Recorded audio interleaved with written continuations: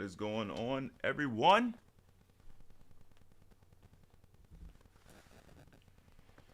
Give you guys a second to get in. Did this thing a little bit different today.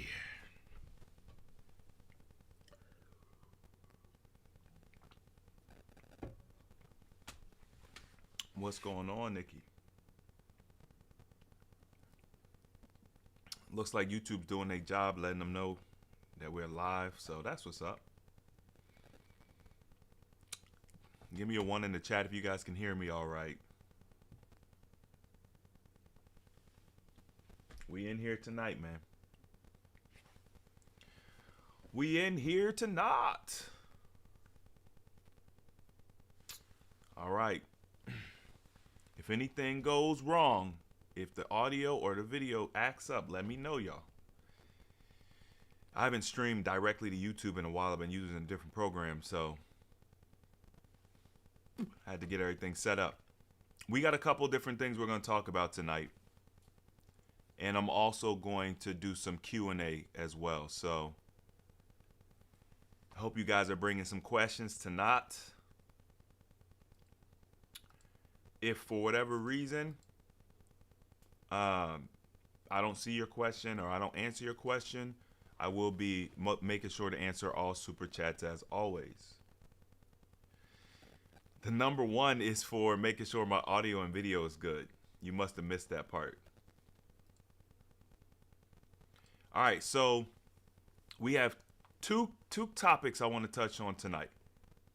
The first thing I'm gonna do is just make this quick announcement to let you all know. On January 28th, which is this upcoming Sunday, we will be starting our JR72. I believe this is going to be our second time doing this particular challenge. This is our 30-day. It's a 30-day challenge. It's a juice challenge, and we're going to be using a rolling fasting cycle. So I did put the link to that in the description box, and let me see if I could grab it real quick and give it to you guys in the chat. If you guys haven't signed up, registration closes Sunday night, so make sure to join. We are going to be, with that juice challenge, we see an average of about 20 pounds. We have some pretty incredible new regimens, I'll say, coming out this year. We got some really, really nice regimens coming out this year. So,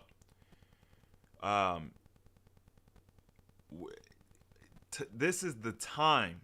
This is the time. If you guys are looking to meet your wellness goals, your fitness goals, your weight loss goals, this is the time. It's going to be the biggest year AHA has ever had. We're going to swing back to the JR72 challenge in a minute. But before we do that, I wanted to kind of like address something that I saw. I did a short, or I think it was a short. I released a short. It was a video I did, a live stream I did, but we made a short out of it. And in the video, I was talking about how an apple is healthier than a steak, a piece of steak, right? And I got some pretty interesting comments on it, and I wanted to address those comments because even though it's a very small amount of people, like in the grand scheme of things, if you look at all the comments in totality, it was a lot of people that were basically trying to tell me that I was a false prophet, that I was lying to people and spreading misinformation, and that obviously a piece of steak is healthier than an apple. So I wanted to address that because that makes me nervous. That lets me know that there's a large proportion of people out there that don't understand the basic physiology of the body. Now I'm gonna make something clear because this was just a short originally. So I'm gonna make something clear. I am not saying that eating a piece of steak is necessarily just so bad for you. In the grand scheme of things, whole foods are always going to be better than processed foods. Okay? So I'll say that. I'm actually going to see if I can find the comment, but I don't know exactly where it is. But I'm gonna just kind of sum up where I was coming from with my point, and then I'll let me see here. I found the video. I gotta see if I can find this comment though. All right, so I may.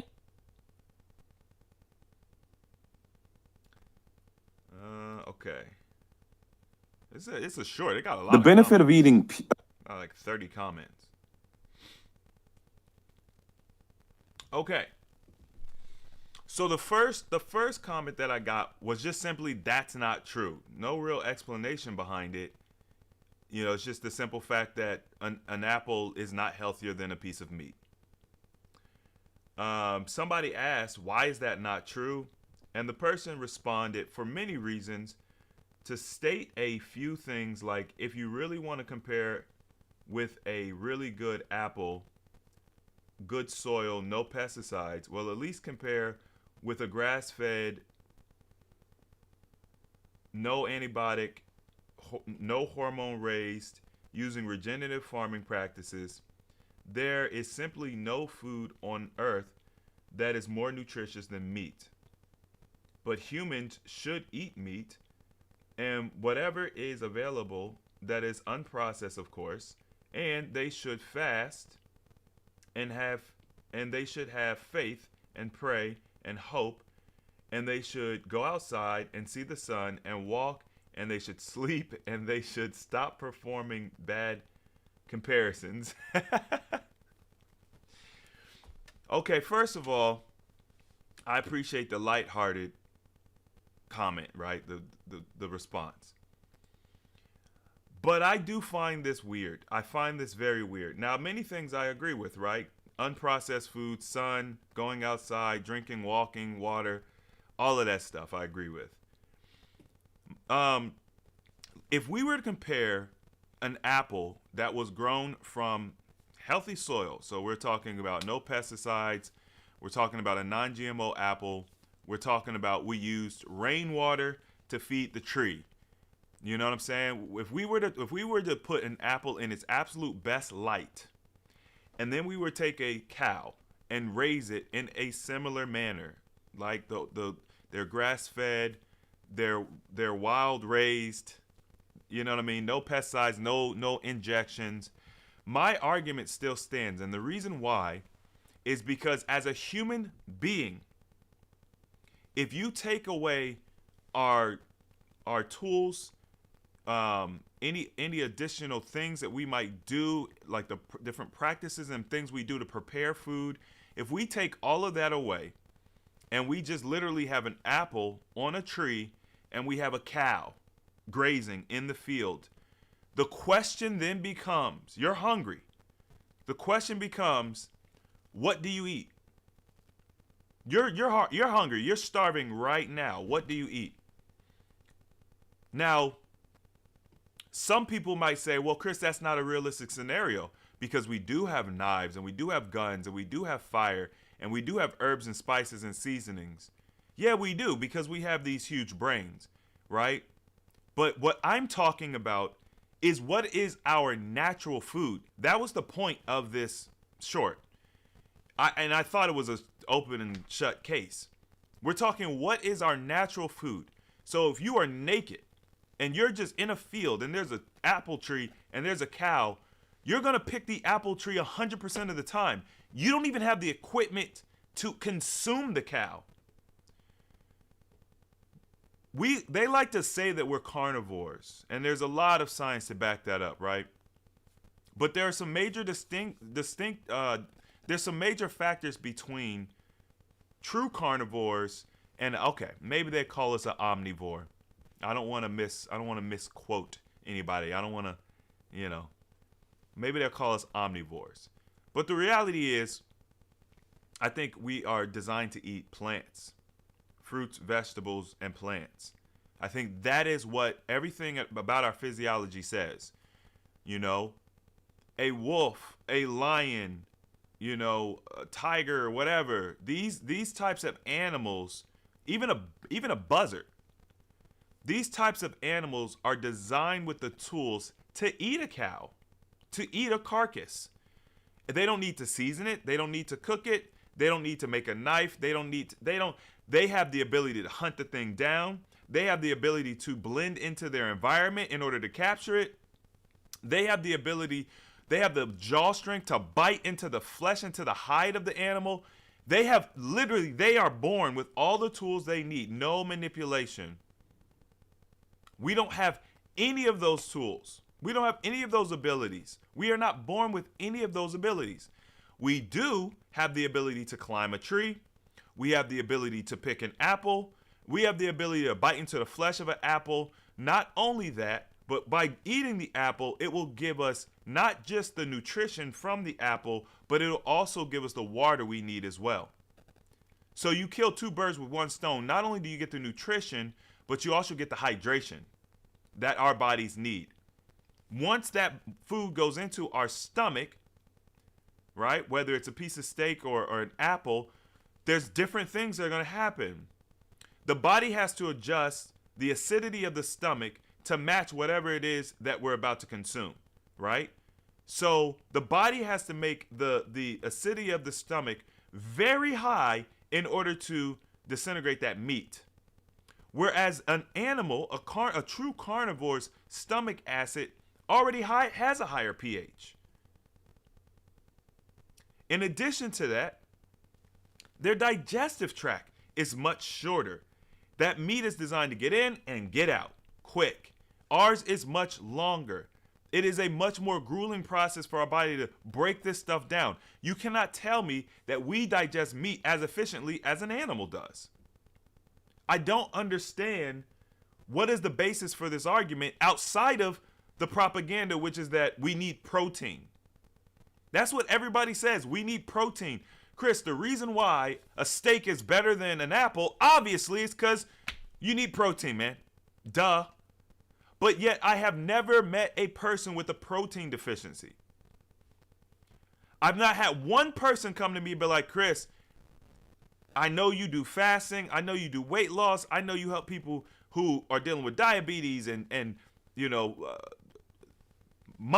brain fog and whatever the case may be. But I have a protein deficiency. I have a protein deficiency, and that is what I'm looking to reverse.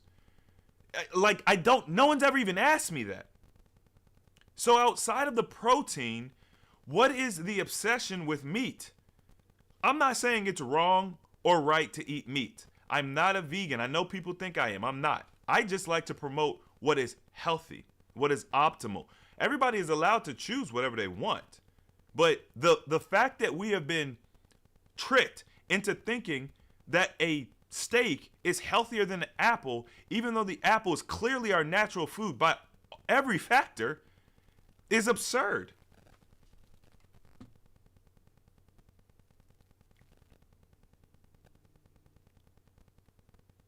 Now, I got another comment that just says horrible advice.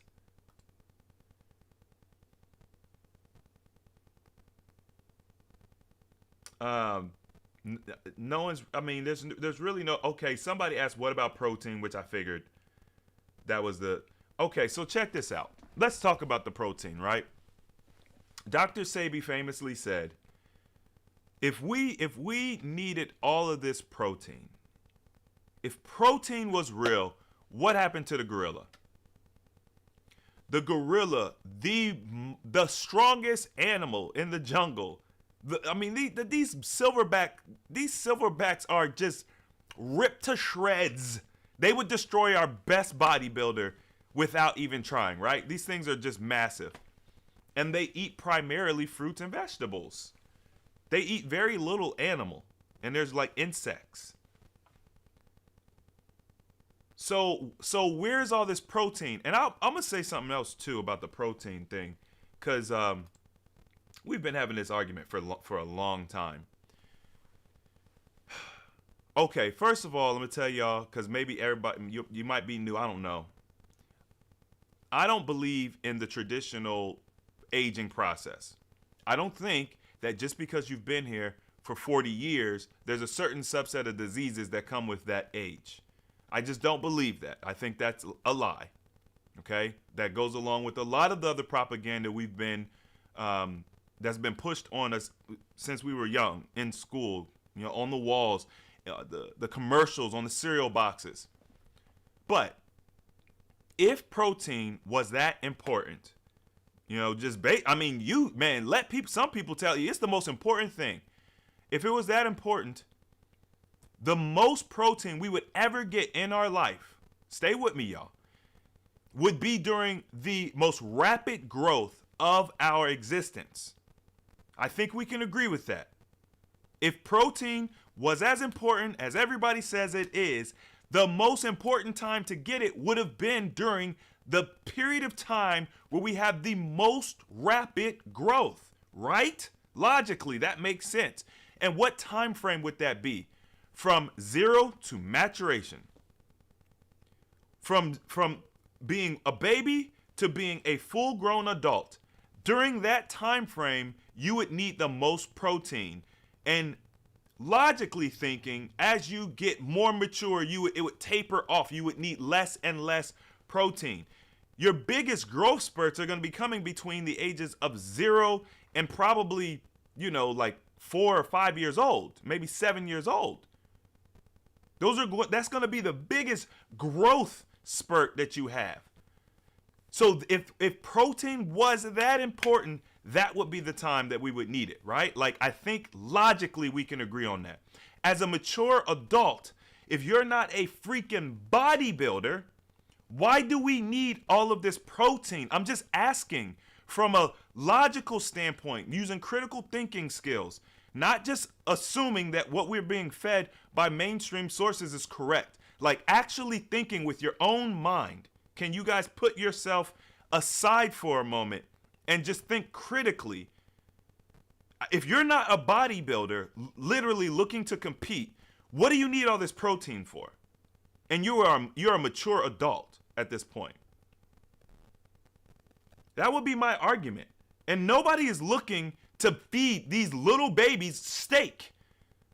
From the age of 0 to 2 years old, you're pretty much drinking breast milk.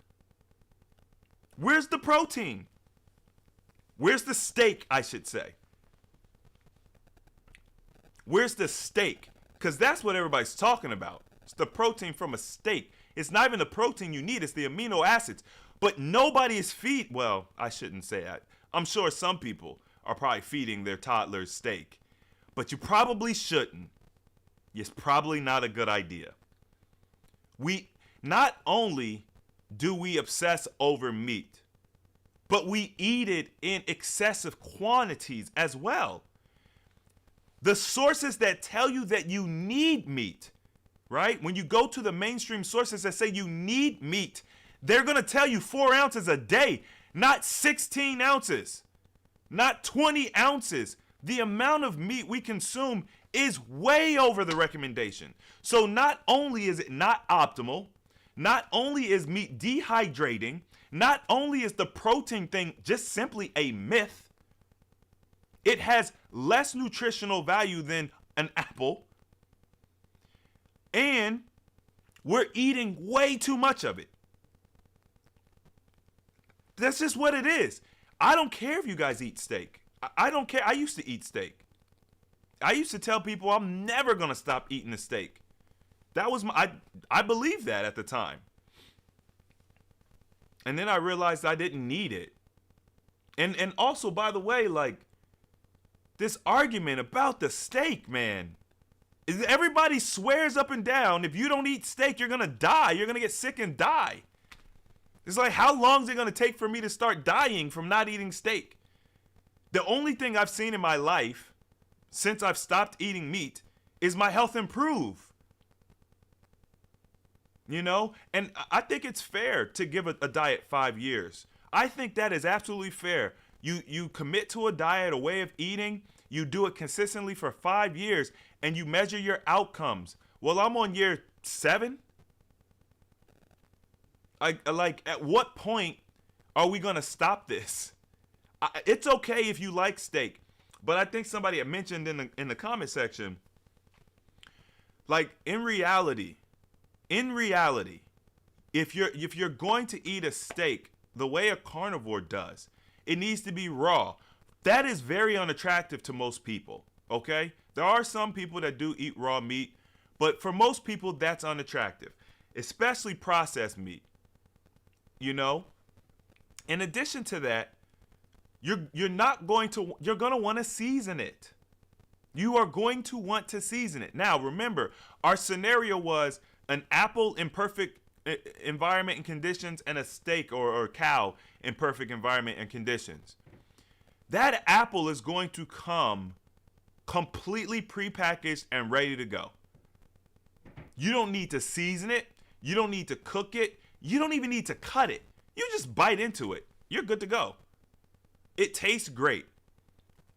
You know, it's going to be appealing to you. And it's going to satiate you. Now, I know a lot of y'all think, Chris, I can't just eat fruit and be sated. The reason why is because you're not used to eating it.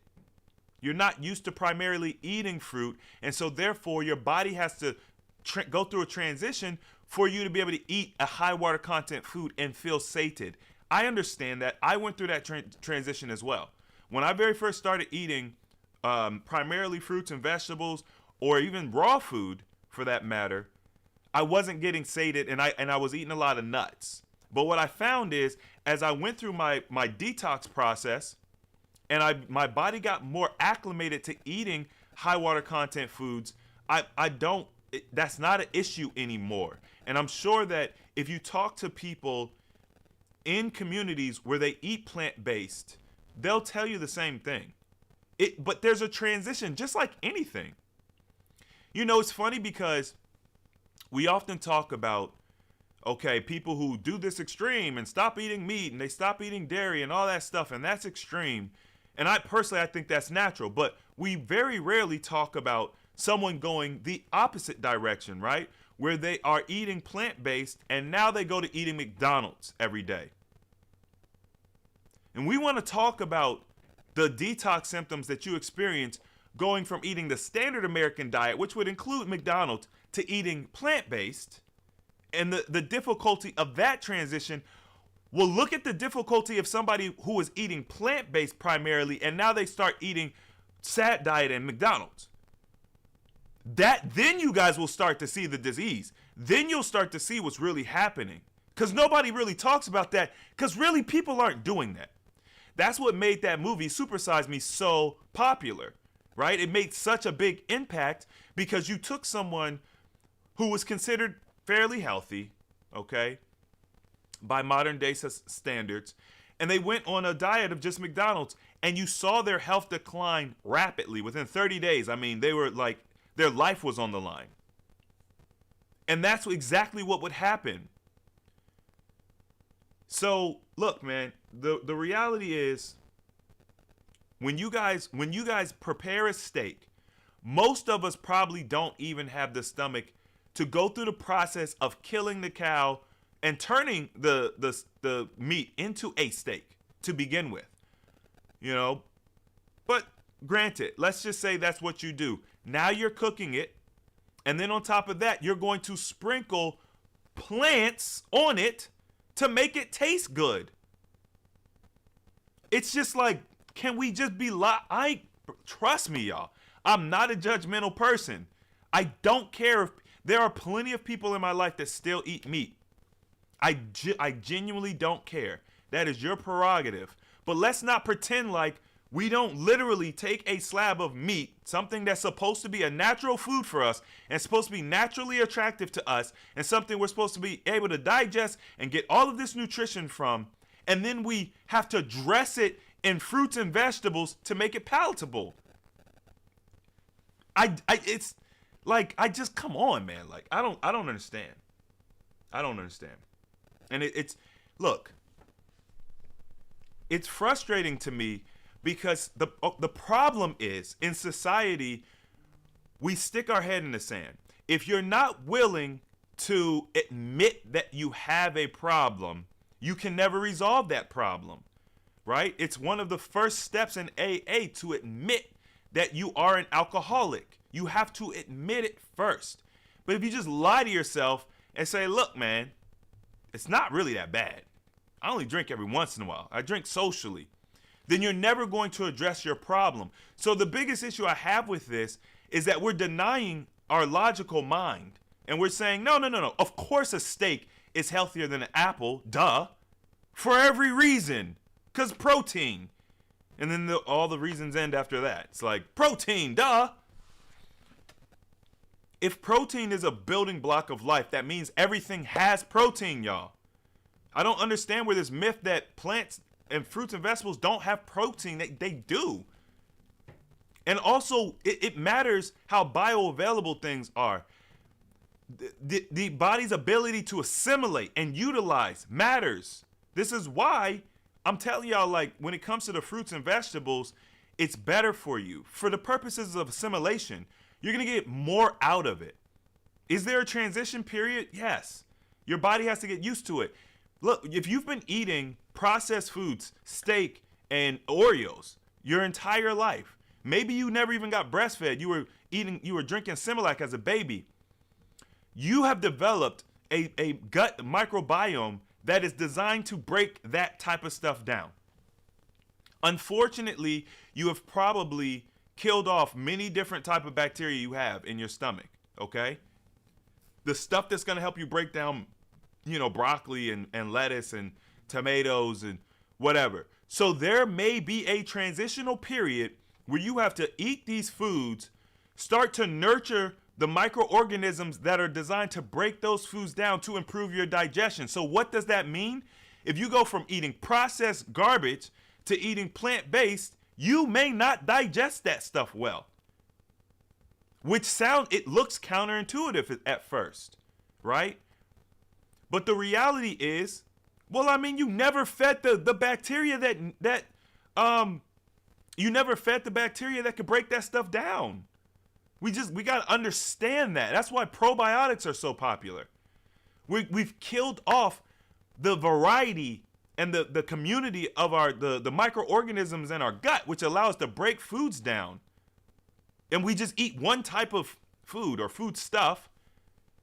And we don't really digest that well either, right? That's why we deal with severe constipation, diabetes, and other diseases.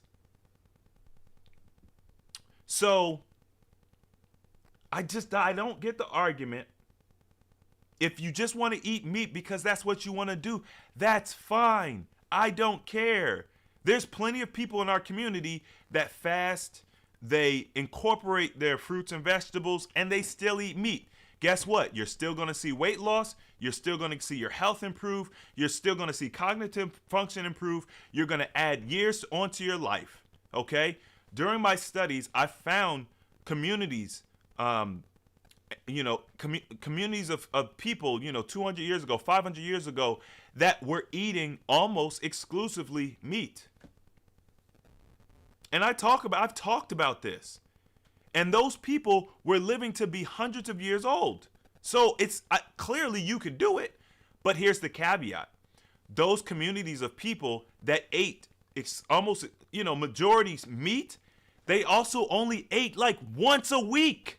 They fasted 90% of the time.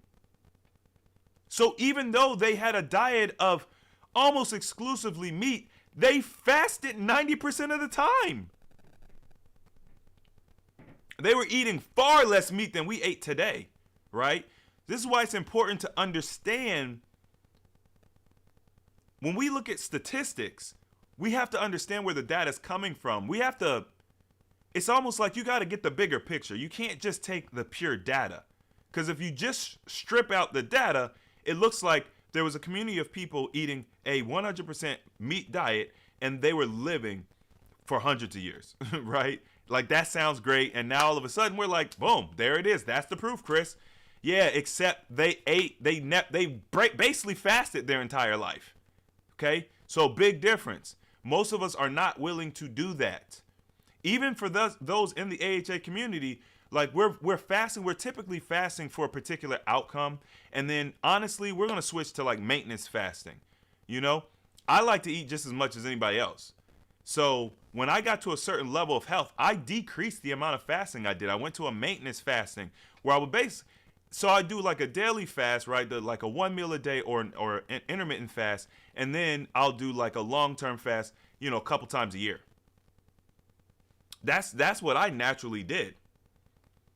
So if we're not gonna adopt the practices of those people, we can't use their way of life as data, because you're gonna eat meat from McDonald's. That's not the same thing. That's not even real meat. That's pink slime. I saw a couple years ago, McDonald's said our nuggets are now made with something like with natural meat or something. It was something like that, and I was like, well, what was it made with before? Y'all already know. Y'all already know what it is. I hope you are still here. Jamal, I got a super chat. Let me see. I don't even know if I can't even put this on the screen, can I? Jeez, what is going on? Okay. Hold on. Does water fasting heal severe PTSD symptoms? Please help me. I'm suffering with unreal constant anxiety, hypervigilance, overstimulation. So PTSD it's a major problem in modern society. Typically, we associate it with veterans, but the reality is you don't have to be a veteran to have PTSD. You really just need extreme trauma, and you can experience PTSD. Now, the thing about fasting is that it is a tool that can be used across the board for virtually anything that you're dealing with. But what I typically tell you guys is that you always want to couple your fasting with a dietary strategy, a detoxification regimen. Like, could you potentially completely reverse your PTSD through purely fasting? Yeah, that is a potential. But I like to give answers that are more complete, because that may not be the case for you. There are people who have issues losing weight even though they're fasting, right? We've seen that on screen on our channel. So you have to always look at it as a holistic practice. But yes, it's going to be an amazing tool for PTSD. One of the reasons now, here's the thing that you guys got to understand about fasting. So if I just say fasting, you could use fasting as a tool for PTSD. You're like, okay, cool. I'm going to do, 1 to 3 days of fasting at a time. Boom, it'll eventually go away. What you guys got to understand about fasting is you also got to understand the duration of the fast as well as the type of fast you do. There is a level of significance, right? You can't necessarily stack the benefits of fasting the way you might think. Meaning, there is a big difference between 3 days of water fasting and 21 days of water fasting, right? There's a big difference in what you get out of the fast when you fast for 3 days and 21 days. Now, one might think, okay, Chris, 21 days of fasting might not be for me. What if I just do 3 7-day fasts? Would that then be equivalent to a 21-day fast? No, it is not. It's not equivalent. You also can't do 7 3-day fasts. It's not equivalent to a 21-day fast. So I want you to understand that if you're dealing with PTSD, anxiety, or things that would be considered either mental or emotional trauma, I recommend that you fast for 10 days or more.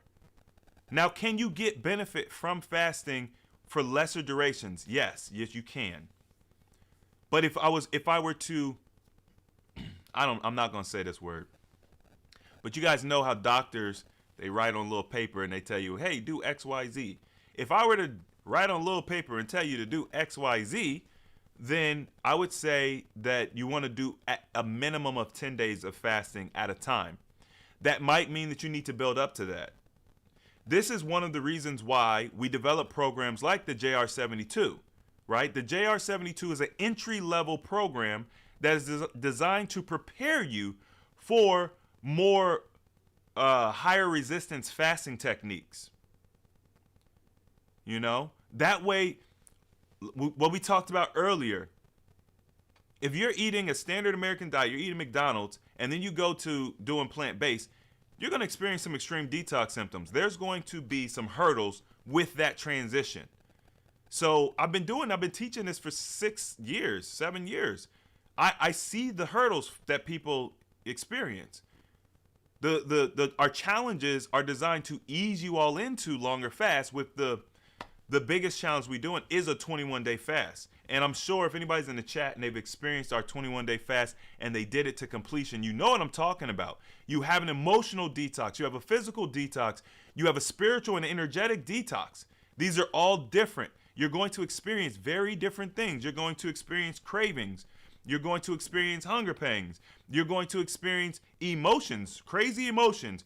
You might experience heart palpitations. Right? You're going to experience an array of different things for fasting that long. The shortcut, and the reason why I always tell you guys add dietary strategy with this, is because if you couple fasting with dietary strategy, now you have it's a therapy squared. You're getting way more benefit out of it if you do fasting with dietary strategy. Way more benefit than if you just do fasting by itself or if you just do dietary strategy by itself. There's a synergy between the two, okay? So one of the best things I could recommend for you, work your way up to 10 days or more of fasting, okay, water fasting. And then in addition to that, couple it with raw food. I would recommend getting away from the meat. I know we've been talking about the meat, and I'm like, hey, eat the meat if you want to. But for people with PTSD, and you're looking to eliminate that, you gotta stop eating the meat. Why? Because you are what you eat. And then, okay, so now we have to go back to our scenario with the cow. The perfect scenario with the apple and the cow, neither one of them exists, really, unless you're doing it yourself, okay? Which most of us are not in modern society. So when we look at the cow, you look at how it's farm raised, okay? Every cow that every slab of meat you're eating, it was probably abused in some way, right? Like we can assume that. There's a couple good farmers out there that'll take good care of their animals and stuff, but the mass majority of us, we're not sourcing our stuff well. Let's just be honest. So we're getting cows that have been abused. Well, guess what? The cows have PTSD as well. Might not think about that, but they do. Cows get pregnant, right? And they have calves. They have babies. Do you know what happens to their babies? They get turned into veal.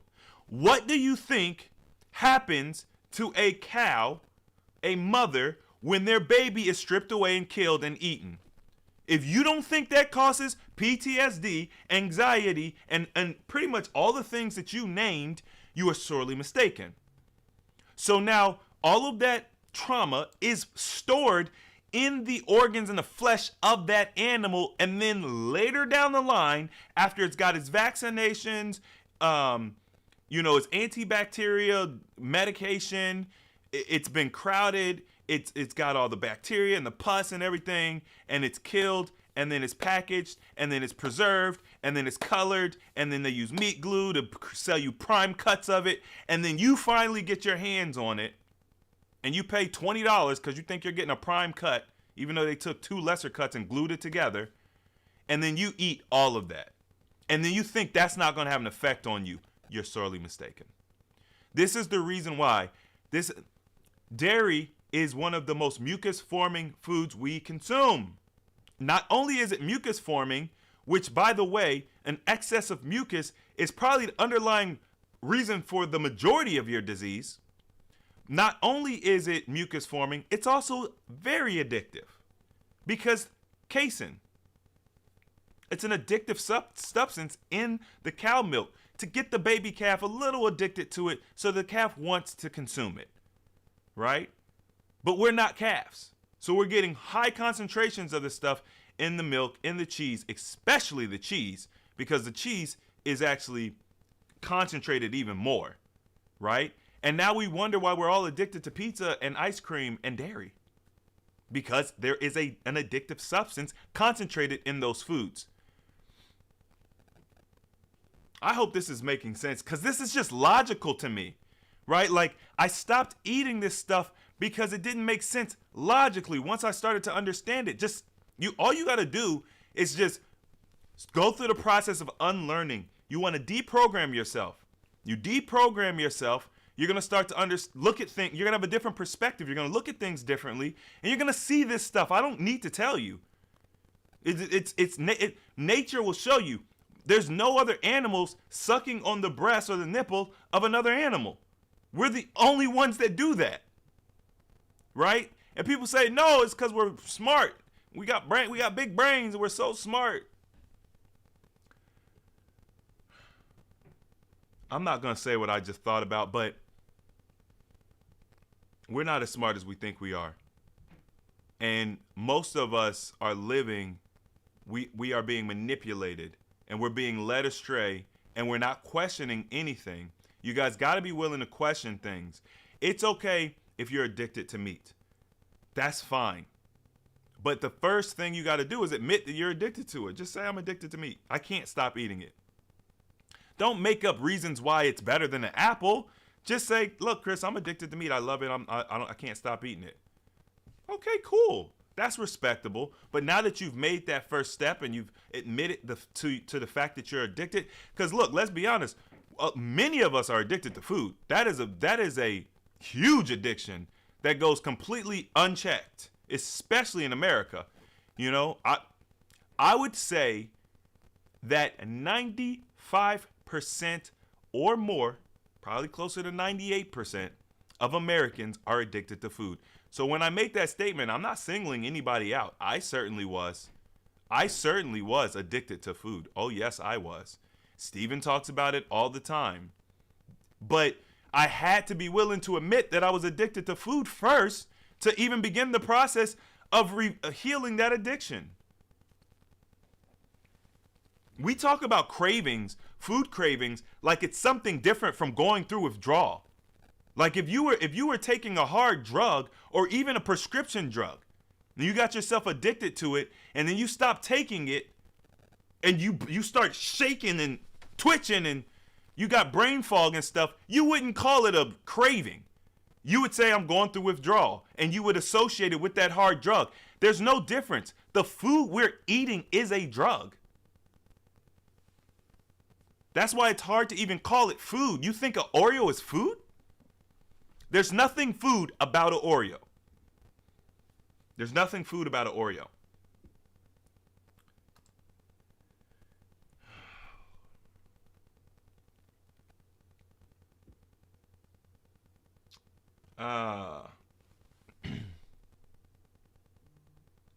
Trying to grab some of these questions now.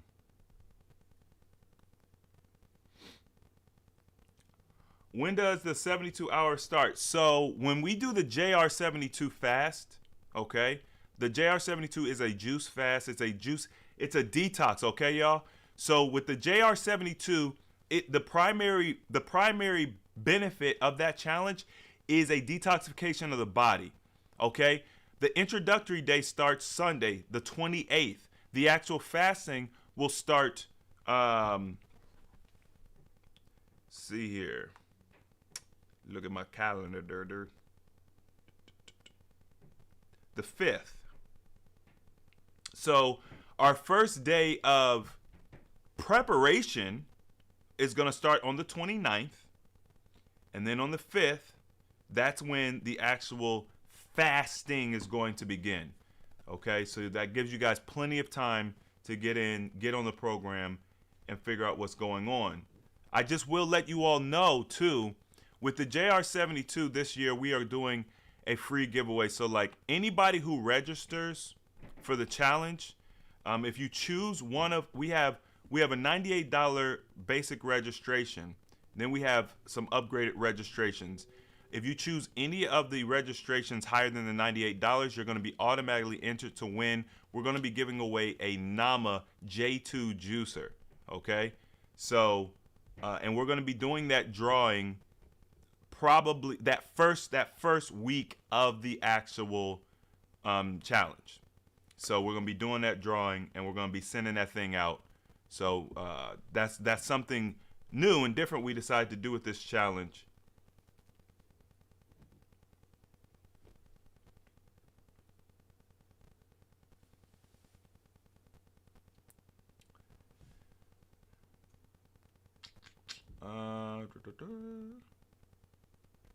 Let me see if I got any other super chats. All right, y'all. So if you have a question, make sure to put a super chat in there. I'm trying to go through these and grab y'all's questions.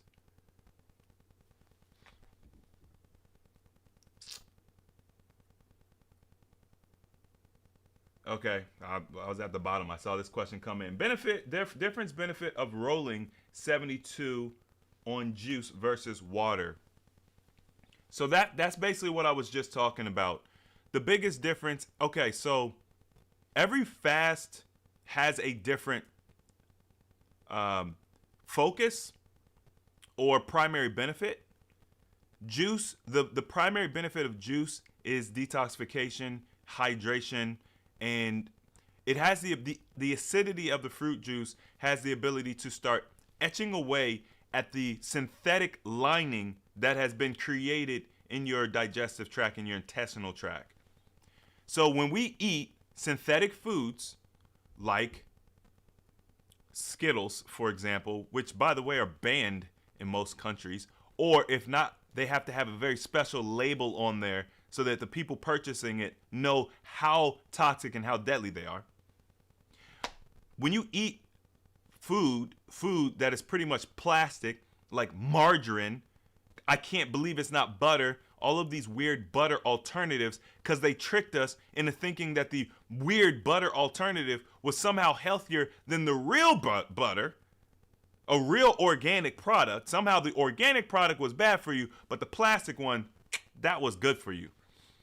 So that stuff, the body can't break that stuff down properly. And a lot of it get lodged in your system. So what it does is it starts to line and coat your intestinal tract. What does this mean? Malabsorption, poor elimination, slow digestion, constipation. And now with that type of issue going on, you have all kind of disease.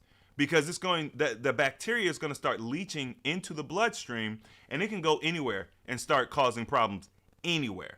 Okay? So what this is designed to do is start breaking down that synthetic lining in your intestinal tract and flushing it out. That's the primary goal that I had in mind when I was developing this program. You're still going to lose weight. Trust me, you're definitely going to lose weight. But with the water fasting, you'd lose more weight. Okay? You'd lose quite a bit more weight. Both of them, you're going to lose plenty of weight. We're talking 20 pounds in a month. That's still significant. Like, let's not get it twisted. I think on our channel, because we talk about weight loss in such a, as a matter of fact kind of way, we forget how powerful these techniques are. If you could lose half a pound a day with any of the traditional techniques, that would be absolutely insane, right? Like half a pound a day would be off the charts. With our techniques, we're losing anywhere from a pound a day up to 3 pounds a day, depending on which type of fasting technique we're using. So, it's not even comparable to traditional weight loss techniques. So don't get caught up in so much in the weight loss. This is preparation for the next step. We could do the weight loss in the next step when we do our water fasting. But you're gonna lose weight, but you're gonna feel a lot better. There is a benefit of doing something like this that we don't really talk about enough.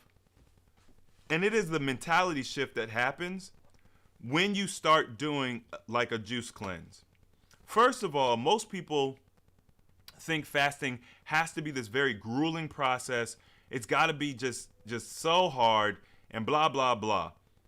In my opinion, and this is just my opinion, now it's backed by many other people's opinions as well, but everybody's experience is going to be different. But in my opinion, juice fasting, if it's not the easiest way to fast, it's definitely one or two, right? It's fruit fasting or juice fasting, got to be the easiest ways to fast.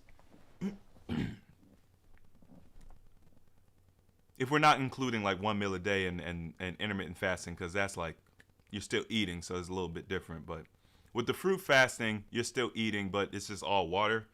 So anyway, the point I'm trying to make is, there is a mentality shift when you go through this process. When you complete this process, you're like, oh, I can do this, right? Like it's kind of like an ego boost. You feel accomplished.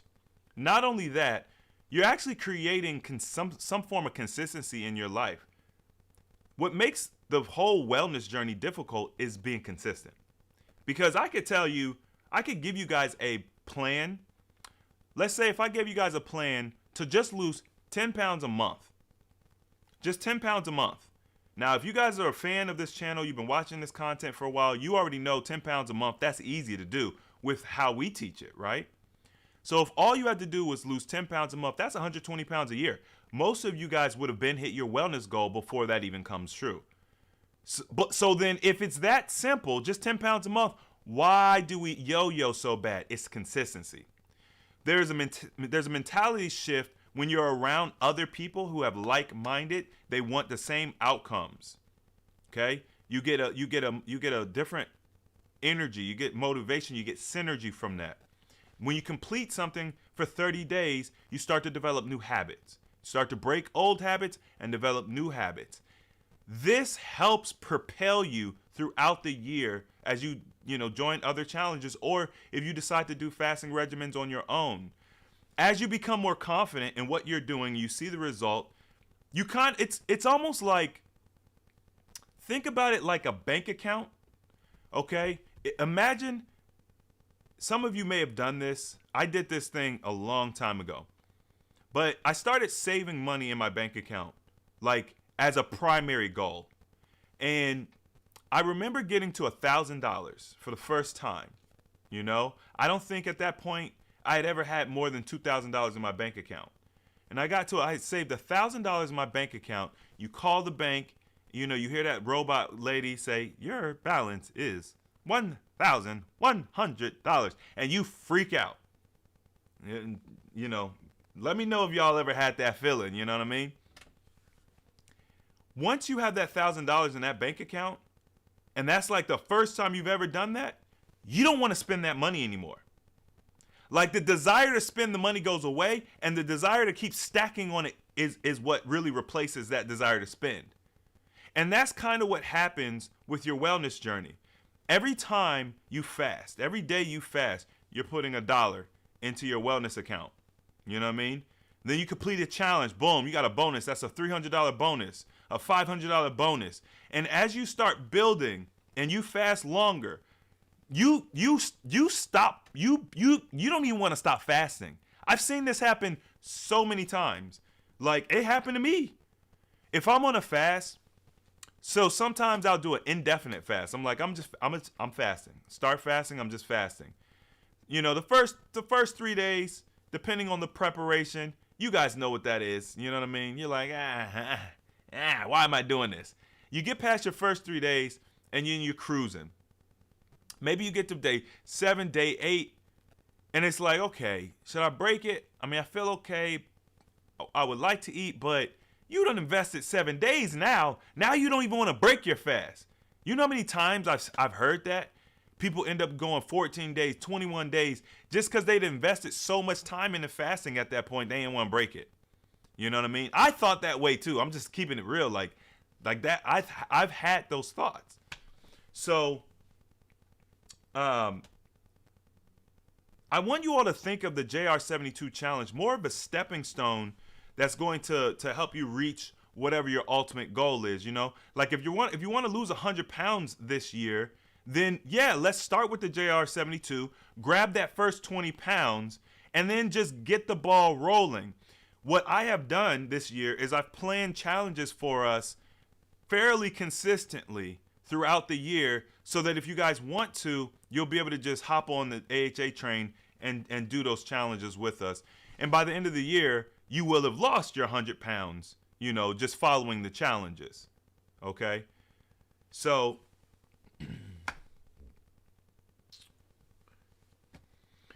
okay.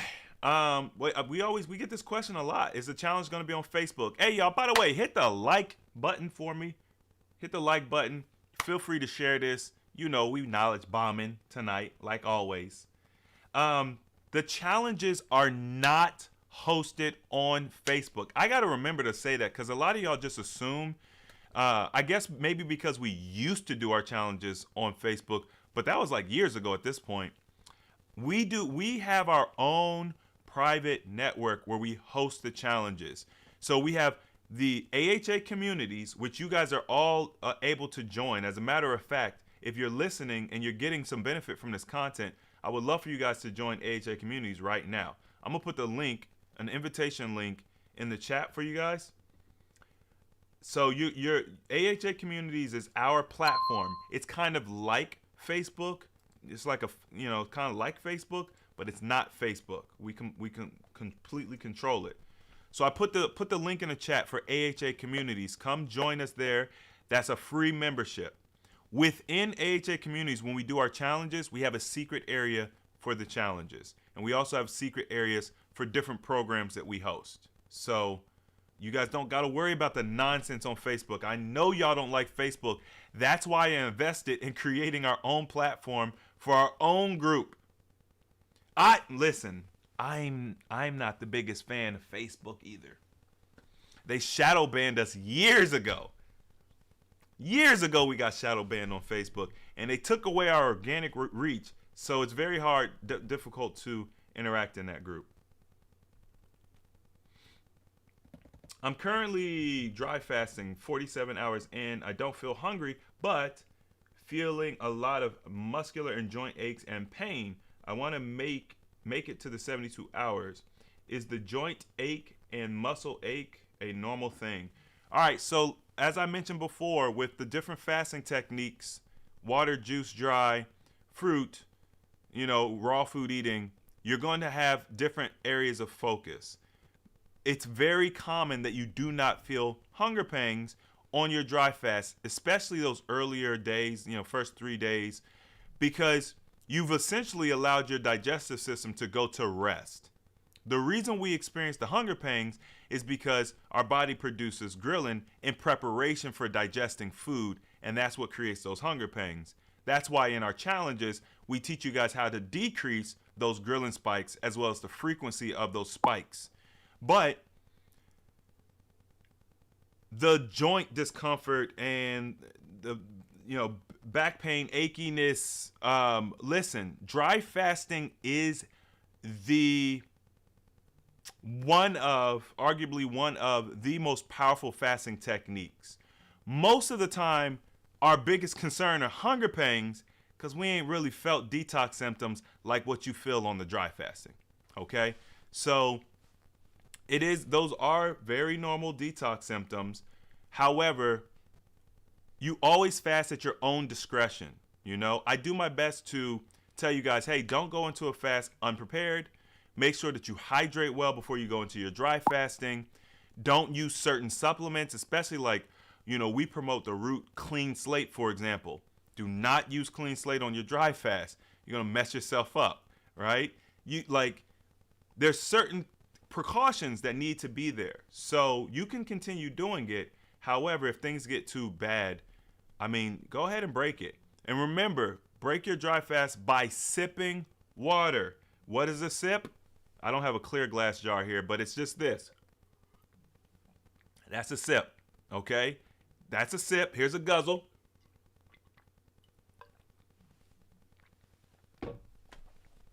That's a guzzle. Don't do that when you break your dry fast.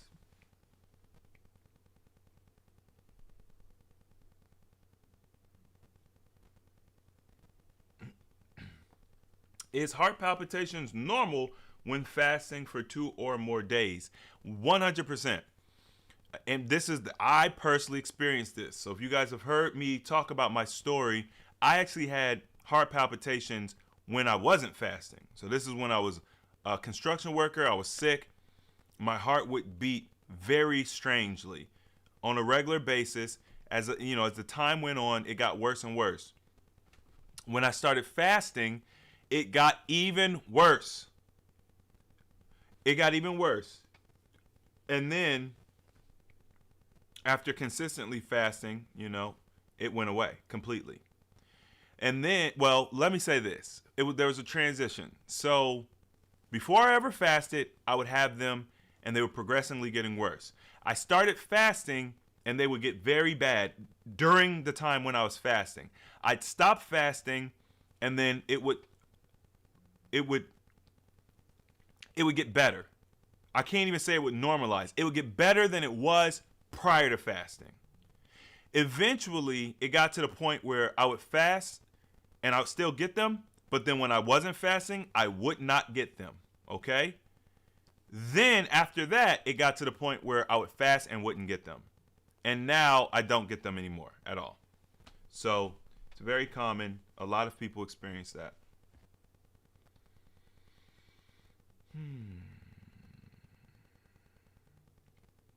Okay.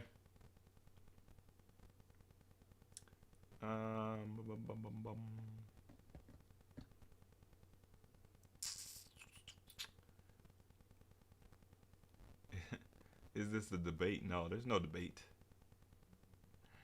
I guess it might be a debate in the chat. All right, y'all.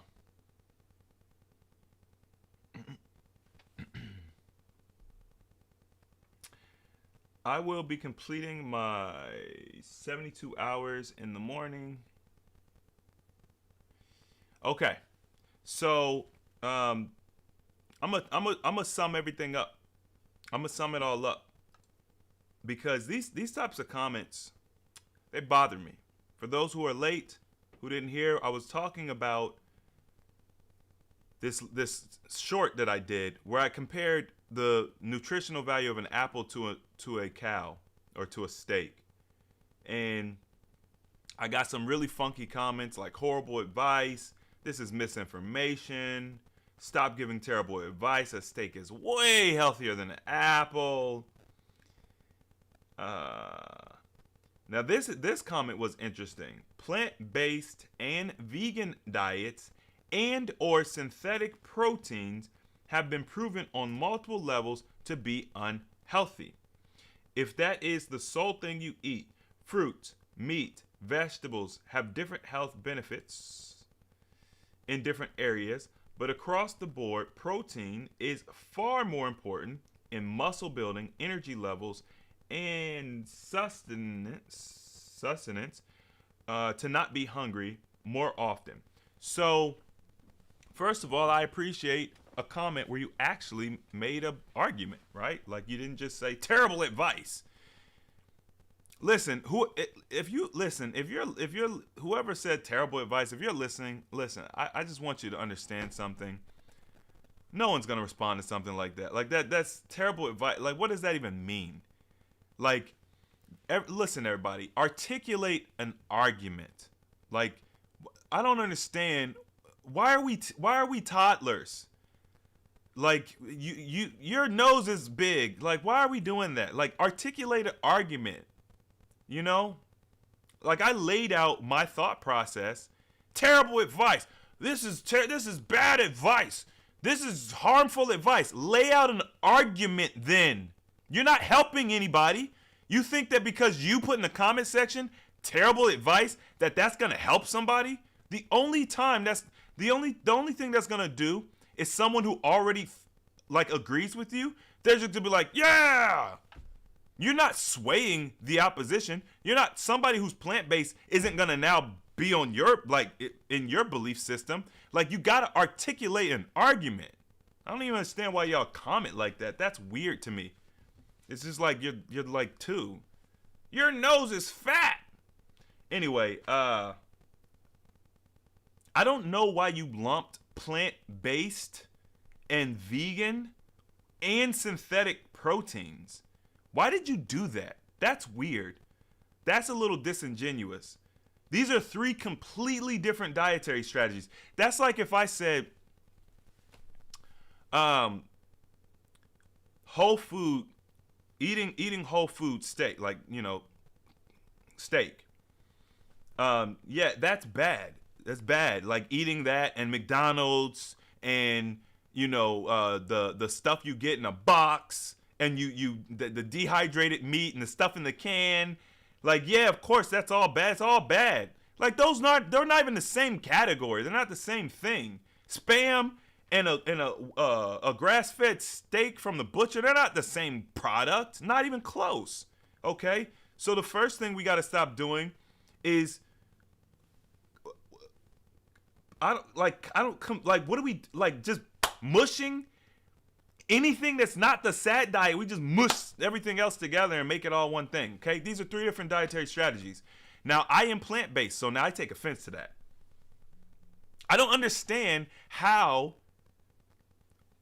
a plant-based diet or proteins from a plant-based diet have been proven on multiple levels to be unhealthy. Listen, we put way too much emphasis on scientific journals. Way too much. I got another video I did where somebody was asking me to cite research. And back in the day when I very first started the channel, I would provide resources and stuff on occasion.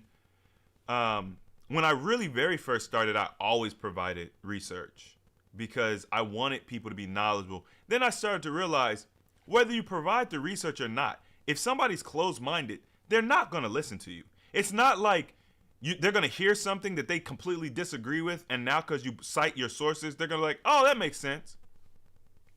And they're not going to go and do the research. There's going to be a small handful of people who genuinely want to understand the mechanics of it, and so therefore they like when you cite sources, right? Look, I'm not going to lie to you guys. Sometimes it's just about being lazy. A lot of the research I did like years ago, and I don't remember the sources. So it's like if I got to go back and find this source for somebody who's probably not even going to consume that content, it's like, why would I do that? You know what I mean? I think in the more recent time, I've been, as I'm learning new stuff, I'm being better about just documenting sources. But to be honest with you, I've never been that guy, really. It's really about common sense, or what I would consider common experience, which we definitely still lack. But it's about critical thinking and logical thinking.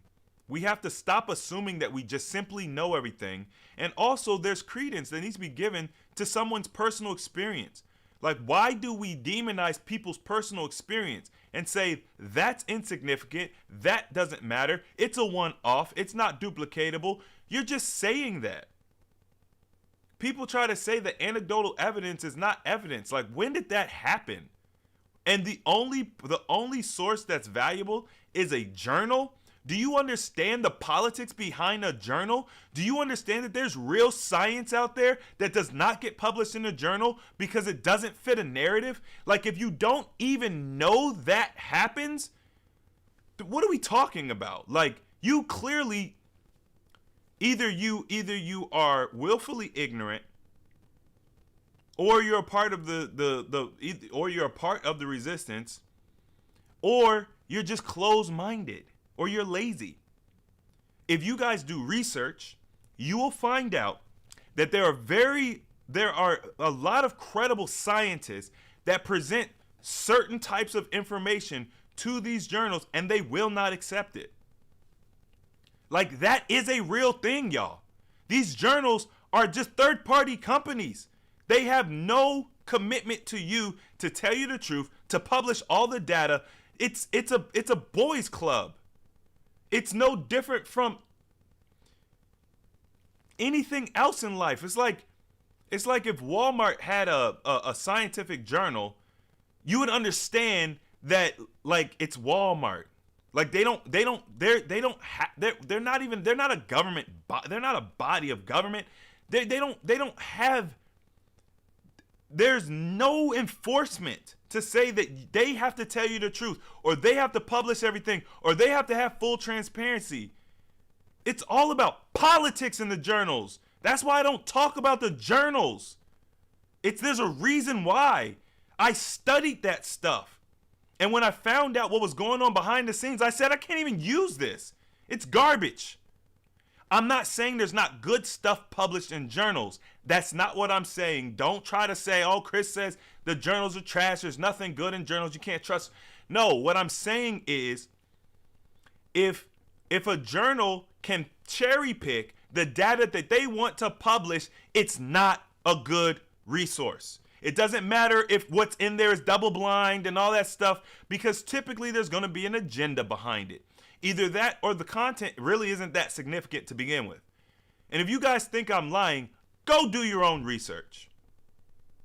There are many researchers, PhDs, whose information cannot be published in a journal, not because it's not scientifically sound, but because the politics of a journal. Imagine if you're a pharmaceutical company and you own a majority stake in a journal, which would seem like a conflict of interest, but you'd be surprised. And then some guy comes and says, hey, by the way, that diabetes medication that you guys, that pharmaceutical company manufactures is not even needed, because all you gotta do is eat a plant-based diet. That's all you gotta do. Do you think that they're going to allow that information to get published in that journal? That doesn't even make good business sense.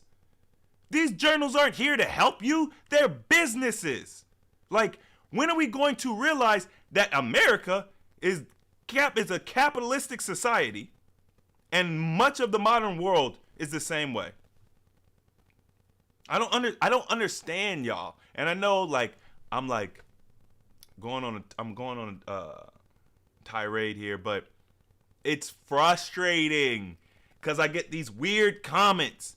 Where do you get this information from? From a source that you wouldn't think is credible? That's weird. Like, just discard it. You know what I'm saying? I can tell when someone genuinely wants to know, like they're looking to understand, like because the way y'all ask, the way you pose your question is different. You pose the question in an inquisitive manner. You could tell the person's open-minded and looking to learn more versus someone's who's just trying to discredit you. But here's the ultimate thing that I go by. I always go by outcomes. I'm not worried about a journal. I'm not worried about what somebody said. I'm not worried about any of that stuff. I'm not even worried about what I think, okay? It doesn't matter what I think because I can be wrong. The only thing that matters is outcomes. So if I tell people, hey, eating plant-based is healthier than eating carnivore, and we have two subsets of people, one decides to take the information and one doesn't, and the subset of people that take the information get better outcomes than the subset of people that go a different route, that's all I need. It's anecdotal evidence. That's enough. And also, you guys could do these experiments in your own life.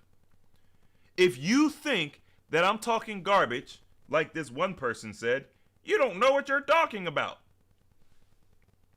Okay, if you genuinely believe that I don't know what I'm talking about, disprove me.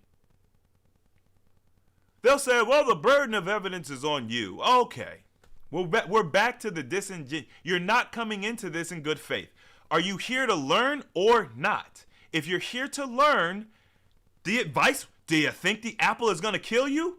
Are you that brainwashed that you think the apple will kill you? Go on an apple diet. Eat apples only for a month. Get your blood work done before and get your blood work done after. That's what y'all all believe in, right? The blood work. Get your blood work done before and after, and then see the results. Case closed. It's not that hard. The problem is people don't want to put forth the effort. They just want to criticize. They just want to poke at somebody else. My face is actually healing now, but in earlier live streams I did recently, my face was all scarred up. It looked like I had a chemical burn because I'm putting myself on the line to learn. Anything I teach and talk about, I have done, unless I preface that I haven't done it first. But the majority of what you hear out of my mouth, I do or I have done. And I share my results, or we look at case studies that we do internally, and I share those results, and that's what I present. I'm not just making stuff up, which is apparently what people think, which I can't even blame y'all for, because people just get on the internet and lie. I can't even be mad. People really do that. But anyway. Okay, your super chat didn't come up in the live. Put your question in real quick.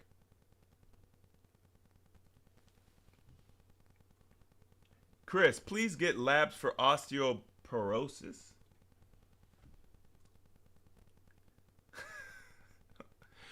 Why? I am worried about you. If you are vegan and live off of tofu, I wish you would check your bones. Osteoporosis is on the rise in vegans and plant-based eaters. I don't live off of tofu, and I'm not a vegan. See, this is what I be talking about. I appreciate your concern, but I never said I was a vegan. I mean, I don't know when you came into this live stream, but I literally said earlier I eat plant-based. Now, you did say plant-based and vegan, but you did the thing that I was talking about earlier. Like, don't lump plant-based with vegan. They're not the same thing, okay? I don't live off of tofu, all right? And here's the thing. When it comes to my health, my personal health, I don't just go to the doctor to get testing just because, okay? I don't. I'm not going to lie to you guys. Some of you all might not like that. I don't know. Maybe some of you all believe you got to go to the doctor and get checked up even though you feel absolutely nothing wrong. Now, granted, I understand the argument because sometimes people can be sick and they don't feel anything wrong. But that's not natural. It's not normal to be sick or have a disease in your body and not be able to tell something is wrong. But this is the reason why I tell you guys you have to build a relationship with your body so that you can tell what's going on. That's something I teach. And it's something that I have been personally developing over the past 7-8 years. Okay? So as I developed a relationship with my body, I can tell when something's wrong. I know my body very well. That's also part of the reason why when I use this therapy on my skin, I knew what happened, why it happened, and guess what else I'm gonna do? Once my face heals up a little bit more, I'm gonna use the oil again. I'm gonna use it again. Do you know why? Because I have a theory. And my theory is that yes, while what I did was a strong strength and it did have a pretty gnarly reaction on my skin, I believe that it was a detoxification and that it won't do it again. It's a theory, but I got to test my theory to know. Then when I start teaching this to you all and sharing it, I will have an experience, a full spectrum experience that I could share. And I'm not going off of a book. I'm not going off of a journal. I'm not going off of some other influencer or YouTuber. I'm going off my personal experience. And then when people get in the comment section and they try to say, oh, Chris, you're crazy or you're stupid or that's dumb, I can say, well, I have a personal experience with this. Do you? And then they just stop responding, right? Because everybody just wants to talk out the side of their neck. And I'm not mad at you, by the way, person who asked me about the osteoporosis. I'm not mad at all. I just get passionate about this stuff because, you know, the way those individuals think that will come on my comment section and say stuff like that, there's a large proponent of people that do believe that like they're in agreement. And it's kind of like one of them things where it's like, if you know you've put in work to get to a certain level of knowledge and education about a topic, if you have mastery in something, it's a little insulting for someone who has absolutely no idea what they're talking about in reality to come and say something like that, right? Like, even if you are a healthcare professional, you feel like you have the accreditation to challenge what I say. If you're not a wellness professional, we're not even in the same lane. You don't have the accreditation because you're not a wellness professional. There's a difference between a healthcare professional and a wellness professional. They're not the same. That's like the theme of today. These are not the same, okay? They're both hands, yes, but this is a right hand and this is a left hand. They're different. If I were to swap them, they would not work the same. This is a very unique hand. This is called my right hand, and this is my left hand. They're both attached to my body, but they have two different jobs. They're not interchangeable, okay? Healthcare professional, or what I like to call sick care professional, and a wellness professional are not the same.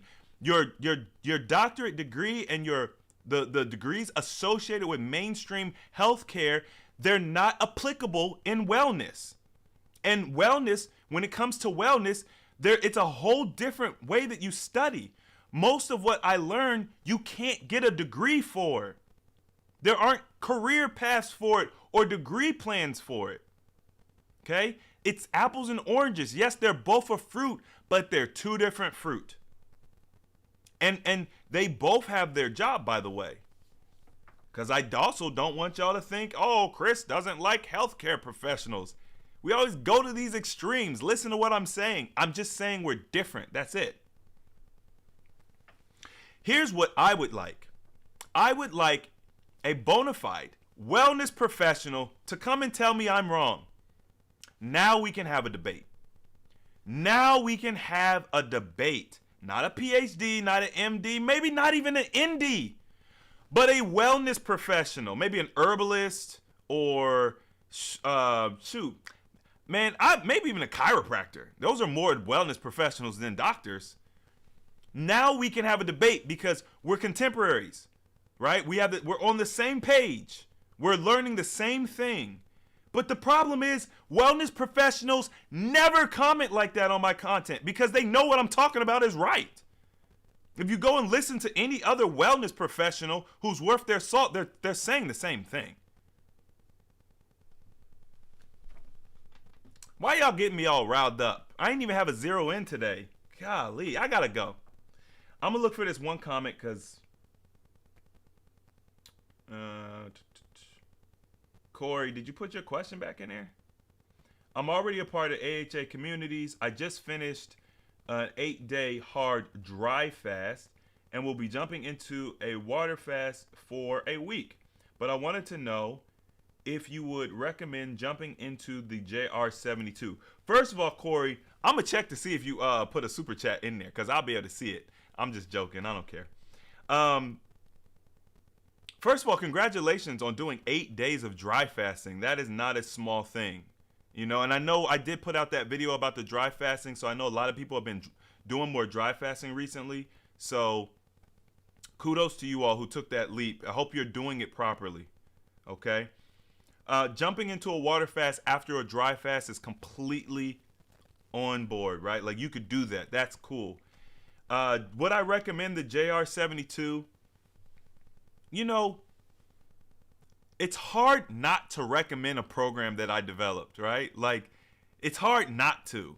It just depends. It depends on what it is you're looking to achieve. If you're asking, is there going to be some type of problem with you doing the JR72? No. You could go from a dry to the JR72. Here's what I will say. I'm always going to recommend our challenge because the challenges are designed not just for one specific outcome, but it's designed to aid you all in your wellness journey holistically. So for example, the reason why we do a rolling fast on our with our JR72 instead of just like a straight 21 days of juice or something like that is because I want you all to learn how to better interact with healthy food. So on the days that we eat when we do our rolling challenge, we're also going to be promoting certain foods to eat in order to support the wellness goals that you said you wanted. If you just fast, whether it's dry fasting, water fasting, or juice fasting, and you just take a block of time, 21 days, 30 days, etc., and you never work, if you never work on your muscle, like eating healthy, going to the grocery store, learning how to cook, learning how to season, then when you get to your goal, right, let's say you fast all the way to your goal and you haven't learned dietary strategy, then that's going to be a problem, right? Like, you're going to, why is my replay all the way back there? Anyway, I don't know what's going on. You got to build a relationship with food as well. I do recommend. I do. Yes, Corey, I definitely do. You could start dry fasting after we finish. You know, it's. I mean, I re- I the. It's hard to quantify the benefit of being in a challenge. We've got. I think we've got like maybe 300 people signed up right now. We'll probably have over 500 people signed up. So you have a ton of people in there. We have a chat open. People are sharing recipes. They're sharing their ups, their downs. They're sharing small testimonials. You get to ask questions about whatever you got going on. You've got the entire coaching staff in there. We're adding a new coach for this challenge as well. You know, you get the core content. You get the PDF guide. I mean, we give a lot. It is a very high quality experience. And I would say, even if you're not going to follow the fast, maybe you're going to do your own fast, it's still beneficial just to be in that environment. All right. So if you guys want to join the JR72, the link is in the description box. It's also in the chat. I'll add it to the comment section later once this video goes live. We are giving away a free Nama J2 juicer to one lucky participant that registers purchasing a registration above the $98 mark. If you get a caster pack or you get your appetite suppressant tea with your challenge, you are automatically entered. And we will be doing that drawing the first week the challenge opens. I appreciate you guys. Hit that like button, comment, subscribe. If you're not subscribed, I don't even know how you're here if you're not subscribed already. But that's really all I got for y'all tonight. I'm sorry I gotta go. I would love to stay longer, but I just can't. Okay. I gotta take a chill pill. Let's see. Today's Thursday night. I might be back tomorrow. I might be back Saturday. I might bring Steven with me. All right. I hope you guys enjoy the rest of your evening. Peace.